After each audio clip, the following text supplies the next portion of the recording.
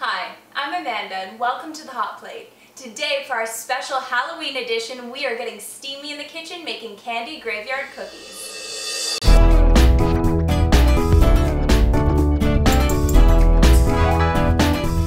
Everybody loves Halloween. Whether you're a kid or an adult, we all love to indulge in a little sugar. But I know that when I was a kid, I used to collect candy sacks like this on Halloween night and not know what to do with almost most of it. So this is a great solution when you're looking to use up the odds and ends of those mini candy bars lying around.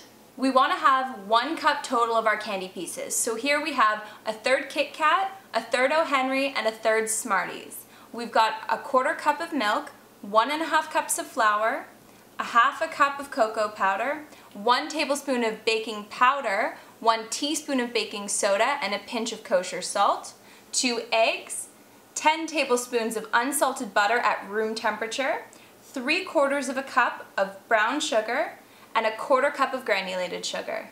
This recipe is going to make about 2 dozen cookies, and we're going to start with our dry ingredients. So in a medium-sized mixing bowl, we're going to combine our flour, our cocoa powder, our baking soda, baking powder, and salt. Then we're going to give it a little stir to make sure that it's completely mixed together. You can then set that aside. Next, we'll move on to our wet ingredients. Now this is the base of the cookie, and we're going to start by adding our butter and both the granulated sugar and the brown sugar to our large mixing bowl. Then using a fork or electric beaters, we're going to start beating it together. Now this is a technique called creaming until it completely comes together and it's slightly pale and fluffy. This could take about 3 minutes. Next, we're going to be cracking in our eggs. We only want to crack 1 in at a time, making sure to beat in the egg completely before adding the second one.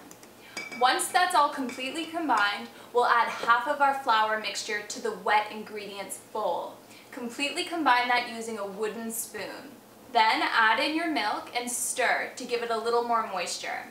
Finally, we'll add in the last batch of our flour and stir until it's completely combined, making sure to scrape down the sides of the bowl to get any of the extra flour. Now we're adding in our Halloween candy pieces. We'll add those and using our wooden spoon, stir it lightly until it's completely combined. Then transfer the bowl to the fridge for 10 to 15 minutes to let it firm up a little bit. This will make it easier to scoop it out onto a cookie sheet. We've got our baking sheet lined with parchment paper to help protect the cookie sheet. We've also preheated our oven to 350 degrees. In order to scoop our cookies out, I'm going to be using 2 spoons to help reduce the amount of mess.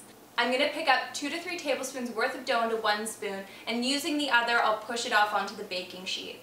Because these are slightly larger cookies, we'll be putting about 8 on each baking sheet. Now that we have all of our cookies on our baking sheet, we're going to decorate the tops with additional pieces of Kit Kat. Now this is an optional step, but it looks great if you have them.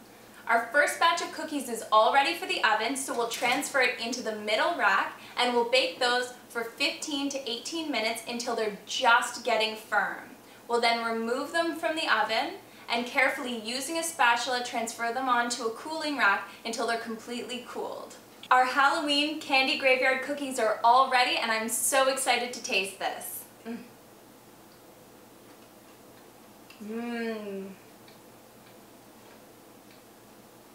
Oh, it's all my favorite Halloween candy in one easy cookie. This is so delicious, and remember, you can use any of your favorite Halloween candy too.